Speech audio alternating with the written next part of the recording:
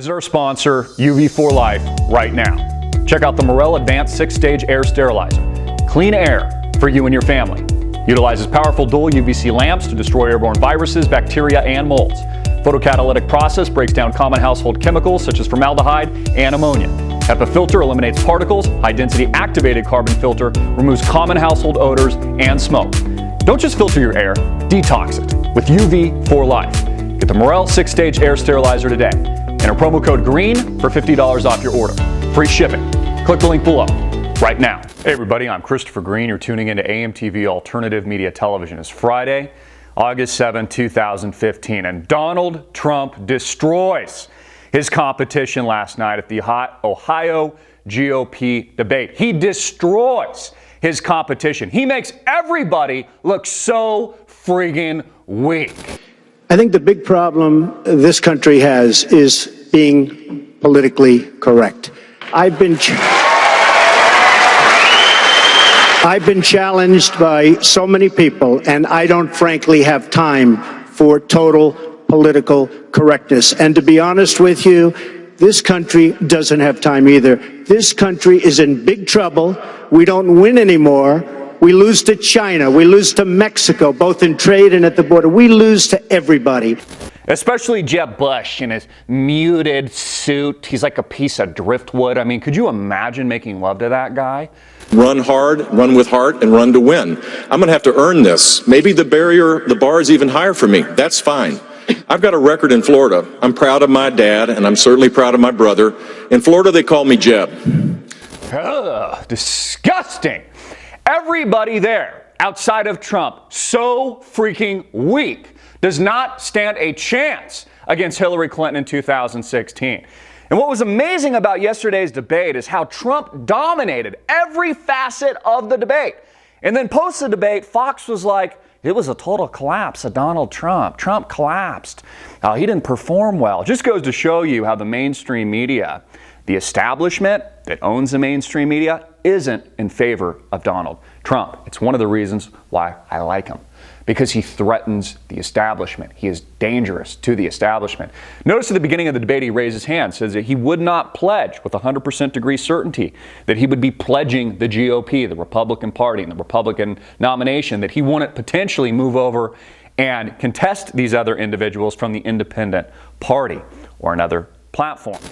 Is there anyone on stage, and can I see hands, who is unwilling tonight to pledge your support to the eventual nominee of the Republican Party and pledge to not run an independent campaign against that person? Again, we're looking for you to raise your hand now. Raise your hand now if you won't make that pledge tonight. Mr. Trump. Mr. Trump, to be clear, you're standing on a Republican primary debate. I fully understand. The person I was sitting next to at the time said, well, that might piss some people off, anger some of the, the traditional Republicans, this right-left paradigm. I said, no, that's actually Donald Trump's leverage. Why would he give up his leverage? There's not a single other individual up there on the stage that could possibly win and beat Hillary Clinton in 2016. An impossibility. Donald Trump has all the leverage. He has all the excitement, he has all the passion, and he's the only one up there speaking his friggin' mind. Notice how the Fox pundits, Megyn Kelly, had to ask him about the scandalous things he said about women. He's like, look, dude, I kid. I'm kidding. I don't have time for this bullshit. People like you don't like me. People like the mainstream media treat him unfairly, et cetera, et cetera. Mr. Trump. One of the things people love about you is you speak your mind and you don't use a politician's filter. However, that is not without its downsides, in particular when it comes to women. You've called women you don't like fat pigs, dogs, slobs, and disgusting animals. Your Twitter account... Only Rosie O'Donnell. No, it wasn't. Which he's right about. Again, this attack dog that makes up Fox. You know, I don't rip into Fox a lot, but they're just as bad as CNN. They just don't amuse me typically as much. Like when I tune into Anderson Cooper or Don Lemon, that really gets my juices flowing. That I really find amazing. Fox, you know, I kind of know what they're going to say. I know the conservative bullshit, etc. I know that they're working for the establishment just like CNN. I don't quite get as much excitement from Fox. But it's clear that Fox does not like Donald Trump. They do not want Donald Trump to be president of the United States. All the pundits saying he collapsed last night. Bullshit. He freaking dominated. Who let the dogs out last night? Donald Trump did. He beat the shit out of his opponents. You know, my second favorite, Rand Paul. I like Rand Paul. I like what he stands for. I like his filibusters. I've been a big proponent of him over the years. I just don't think it's realistic that he can garner enough American support to really fight and topple Hillary in 2016. But I like him. My second favorite. I also thought Ben Carson stood out, the African-American gentleman, the brain surgeon. I thought he was funny. I thought he was humble. I just think he has a really good demeanor about himself. He's obviously very smart. And I think he's a very good representation of an American and, importantly, an African American. He doesn't feel sorry for himself. He's just a very intelligent, successful individual. I like him. He kind of reminds me of my own father, someone that demands respect, who's humble, who's a little bit funny, and you just plain out like. So I thought he actually stood out as well. But what is clear is that Donald Trump is dangerous. He is a threat to the GOP. He's a threat to the establishment, and he's wading in himself. I think he knows this, into a very dangerous area. You know, he's experienced in corporate America, but he's wading into politics now. This is very, very dangerous because it appears they don't want Donald Trump. He wasn't a part of the master plan. You know, I thought Trump's weakest moment last night when they talked about his 4 bankruptcies, his recent casino that went under, and how the lenders suffered a loss in the amount of, I think, $1 billion or something like that. But it's actually something I don't personally like about Donald Trump, that I think is unfair, that is politically incorrect. To use some of his own terminology, I think he gets unfair treatment, special treatment, because the lenders always restructure his debt. They never let him go bankrupt because he takes out these massive loans, etc. I thought that was his weakest moment. But Trump is right when he says these banks, you know, they aren't nice people. These banks are friggin' killers. You know, keep in mind they got trillions and trillions and trillions of dollars worth of taxpayer-infused bailouts in 2008. These aren't nice people. So his weakest moment, but outside of that, honestly, he dominated the entire debate. I noticed that CNBC is promoting Marco Rubio. I noticed that the test group post the debate, a lot of people were in favor of Rubio, and it seemed like 100% were against Trump. I mean, again, this is a clear example of mainstream media propaganda. They also ignored Trump when they were talking about the Middle East. Their first question about the war in Iraq, etc. They allowed all the other individuals to respond but Trump. And Trump actually picked up on this because, again, he's smart. He actually addressed his position on Iraq, the Middle East, and then went into the next question, which was on Obamacare. Mr. Trump, Obamacare is one of the things you call a disaster. Complete disaster, yes. Saying it needs to be repealed and replaced. Correct. Now, 15 years ago, you called yourself a liberal on health care. You were for a single-payer system, a Canadian-style system.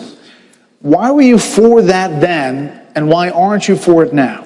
First of all, I'd like to just go back to in July of 2004, I came out strongly against the war with Iraq because it was going to destabilize the Middle East. And I'm the only one on the stage that knew that and had the vision to say it. And that's exactly what happened. The Middle East became totally destabilized. So I just want to say.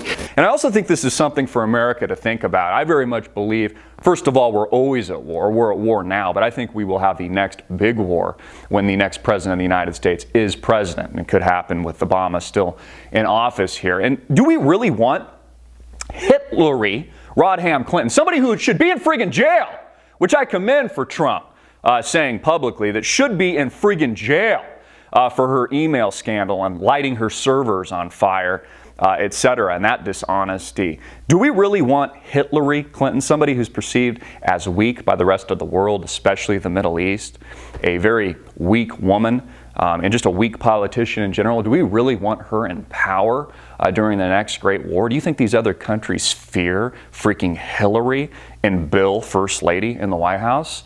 I think not. But they would fear Donald Trump because he's a little bit of a loose cannon. And I would argue that might just be perception. I actually think in reality, Trump is very calculated. He is a chess player. There's a reason why he has an estimated $10+ billion, give or take, I'm sure a few billion by his own estimates. There's a reason for it. But I think that perception is everything. That perception is reality. And other nations would, will, and do fear Donald Trump. I wouldn't want to be on the receiving end of Donald Trump, of somebody who is a very strong-willed person, is a strong candidate that has business experience that I think actually has a shot at cleaning up an $18 trillion debt and growing, soon to be $22 trillion and growing. I think we have a shot there. But I think Donald also knows he's wading into a very dangerous area, dangerous side of the swimming pool, because I don't think the establishment wants him. Again, another reason I like him, because he's kind of come out of nowhere. He's surprised. He is dominating the polls. I checked the polls on Drudge Report last night. He had some 40% in favor of him winning the debate. Fox News said it was a total collapse because, again, that's bullshit mainstream propaganda. But the people say Donald Trump dominated. And if you watch the debate last night and you actually think for yourself, you don't take the mark of the beast, the chip, let someone else think for you, the pundits tell you what to think, you would know with 110% degree certainty that Donald Trump dominated his competition last night. Again, the whole GOP party so frigging weak. There was also a cool exchange with Christie and Rand Paul, them kind of discussing and debating over government surveillance. I want to collect more records from terrorists, but less records from other people. How are you supposed to know, Megan? Use the Fourth What are you supposed Amendment. to? How are you supposed Use to? the Fourth No, I'll tell you how you Get a warrant. Let me tell you something. Get you a go judge to sign when a warrant. Senator. Wait, Governor Christie. Christie to me comes across as a friggin' scumbag. Doesn't he just come across as a skeezy son of a bitch? Yeah, he needs to wiretap every single American, he says. You and your grandma to make sure there's not a terrorist event. That's his justification. You know, again, I like Rand Paul. I like what he stands for.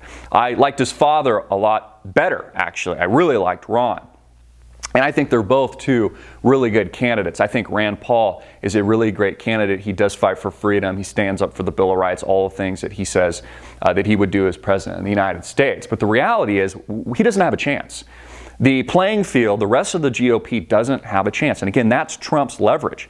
If Trump goes independent, which is his leverage, it destroys the GOP party. They have to elect Donald Trump.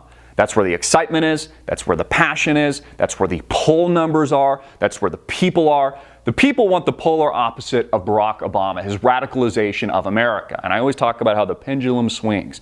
We swung into this liberalized, lollygag society of transgenderism and Obamacare and all this friggin' bullshit. Now it's swinging the other way. It's going to the politically incorrect. It's going to Donald Trump. It's going to this strong-willed individual. Now, one of the dangers of Donald Trump is we have to ask ourselves the question, is Donald in it for himself or is he in it for the country? Does he really want to make America great again? Or does he just want to make Trump great again? And that's a question I think you have to answer. I'm not actually going to answer that for you. I think that Trump has a huge ego. I think he's a narcissist. I think there's things I dislike about him. Those are also qualities that make, in actuality, a great president. My hope is that he's in it for America. You know, just like heads of companies, CEOs, for example, they can be in it for themselves and also enrich their shareholders. Hopefully that's the case with Donald Trump, that he could be in it for himself, but also enrich the country. He could bring America back from down on its knees. It could bring America back and make it great again. That's the hope. And again, if that's not the case, and Donald's just in it for himself, a very serious question we have to ask ourselves, is that good for the country? Because what we need is somebody like Donald Trump with the balls, with the guts, who tells us like it is, who tells us what he thinks, who's strong, who's calculated, that isn't afraid to strike, who other nations fear. We need someone like that, but we also need someone who's acting on behalf of the American people and this great country, not themselves selfishly. So Donald Trump, yes, I think he's going to enrich himself. If he becomes president of the United States, he will become wealthier. But hopefully that's a byproduct of what he says, making America great again. Again, whether you love him or hate him, Donald Trump dominated last night. He stole the freaking show. Don't believe for a minute what Fox News, Megyn Kelly, and the other media whores are telling you or want you to believe. Because again, Trump isn't a part of this establishment. Yes, he's a corporate elite. Yes, he's a bigwig. Yes, he's a billionaire. But he wasn't a part of this game plan. He, if anything, is entering a danger zone himself, and it will be very interesting to see how the powers that be and the establishment respond.